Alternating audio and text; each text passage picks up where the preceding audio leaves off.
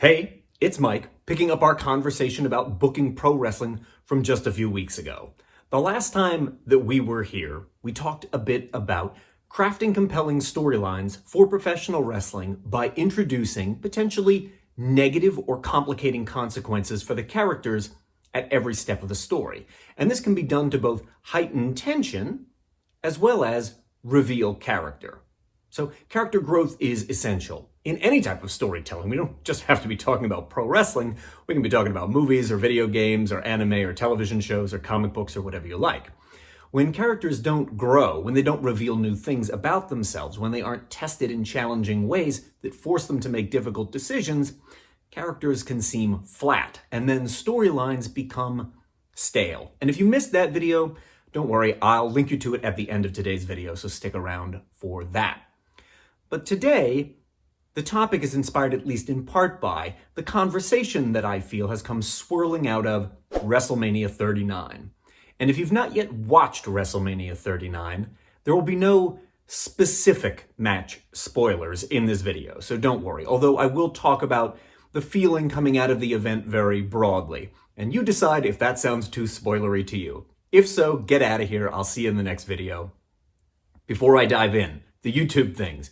Would you please subscribe to my channel? Would you leave a like-a-palooza? I would really appreciate it if you would. It helps the channel to keep on growing. And thank you for doing that. Today I want to break open the topic of climactic moments, both the what and the when, as well as the danger of getting that wrong. And that's the piece that really came spiraling out of WrestleMania 39, at least in the conversations that I was hearing. So up first, let me say this. If you are someone who is writing angles for pro wrestling, maybe you're the person who has to get in the ring and perform these angles, or you contribute ideas to a team that books wrestling angles, I want you to know that you do have a certain responsibility to your audience to tell a complete story. But that complete story does not have to be the story they expect.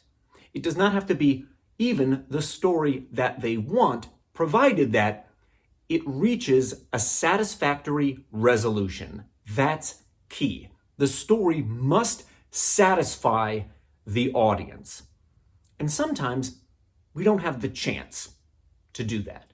It's taken out of our hands. We have no control over it. I'll give you an example from my own career. This one, going back more than 10 years on this one, I originally started telling a story, maybe end of season 8, beginning of season 9, in Chikara about Claudio Castagnoli and Eddie Kingston.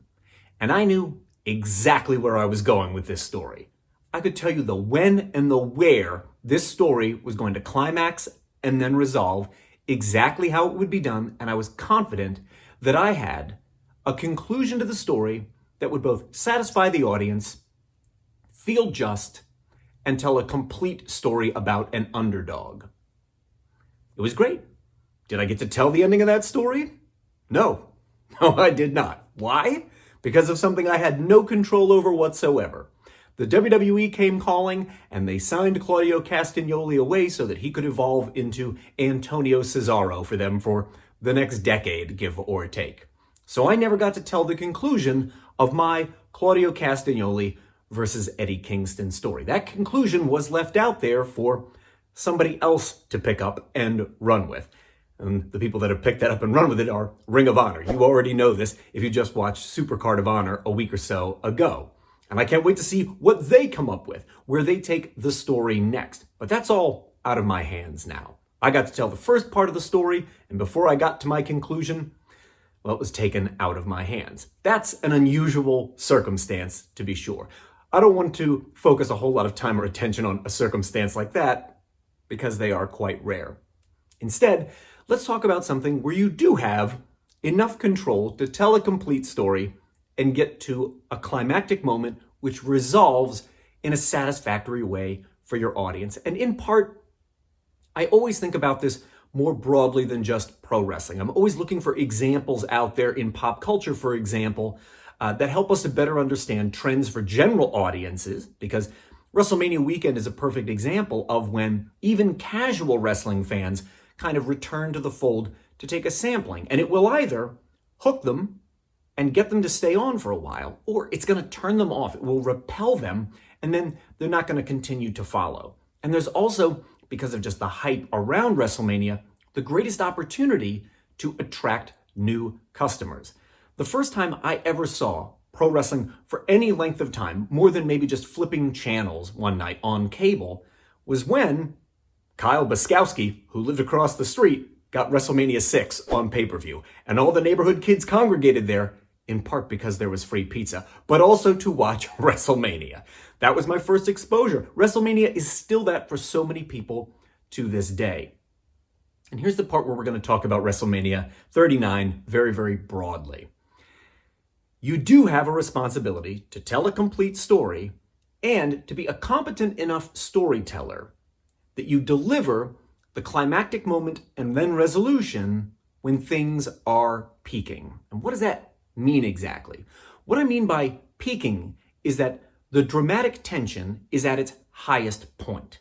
And the highest point of dramatic tension is the climax. So now I'm talking strictly storytelling here. Every moment that you linger in a story after the moment of highest dramatic tension, the tension is dropping. And in part, this is why we are so enamored with 3-act structure in pro wrestling versus 5-act structure, like Shakespeare used to use.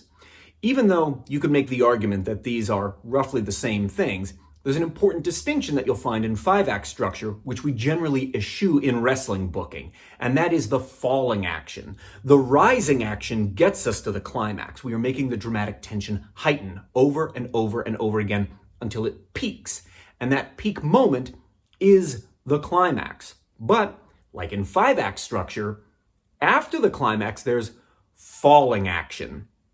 Generally speaking, we don't want this in professional wrestling. We want our stories to hit that climax or moment of highest dramatic tension and then resolve as quickly as possible. And here's why that timing's important. For every moment a story continues to be told after it has climaxed, it is now drifting into anti-climax. And you do not want stories which feel anticlimactic. So how do you avoid this? Let's say that you aren't astute enough yet as a storyteller and you realize you are telling a serialized fictional story that is going to continue on and you missed the moment of highest dramatic tension. It hit its climax and you're not done and it just keeps going. Well, you've only got a couple things that you can do. One is you begin to tell a new story even if it includes those exact same characters, or you must change the story in a way that it feels substantially different from what you had, and then you begin the build again. If you don't do either of these things, the story will only continue to trend down. That is to say, the action will continue to fall. We have a rising action to get us to a climax, to the moment of highest dramatic tension, and then the action begins to fall. As long as the action is continuing to fall, you're drifting further and further into anti-climax. And there's a number of reasons you want to avoid that. Not just in pro wrestling, in any type of storytelling out there. Only a minority of people that are watching this channel are working at the corporate level in wrestling, signed to exclusive contracts where they make big dollar figure salaries. The overwhelming majority are freelancers working on the independent circuit, where the attention of the audience is more fickle than ever. And you're competing against giant companies like WWE, New Japan, AEW, etc., with exceptionally high production values. And that matters more than ever when everyone's basically got a TV screen in their pocket. It's their smartphone. We're competing for their attention at every possible moment. That is why you must hone your storytelling craft to understand when a story is reaching the moment of highest dramatic tension, and you gotta resolve it then. And it doesn't always have to be the ending that they expect, but it does have to leave the audience satisfied. And if the story does not, you run the risk of drifting further and further into anti-climax. And then you're gonna run that audience off because nobody wants to stick around for an anticlimactic finish. And worse, if they do, if they give you that much faith and then it's a dud, it's an anticlimactic finish, the consumer will lose confidence in your ability to tell the next story. And that is when your competition is more likely than ever to take that viewer, that consumer, that paying customer away from you. That's what I wanted to talk about this week. Thank you very much for listening. I would love to hear your comments down below. The video that I talked about at the very top of this one is going to appear on screen in just a moment, and so too will a link to my Patreon page, because I need your help.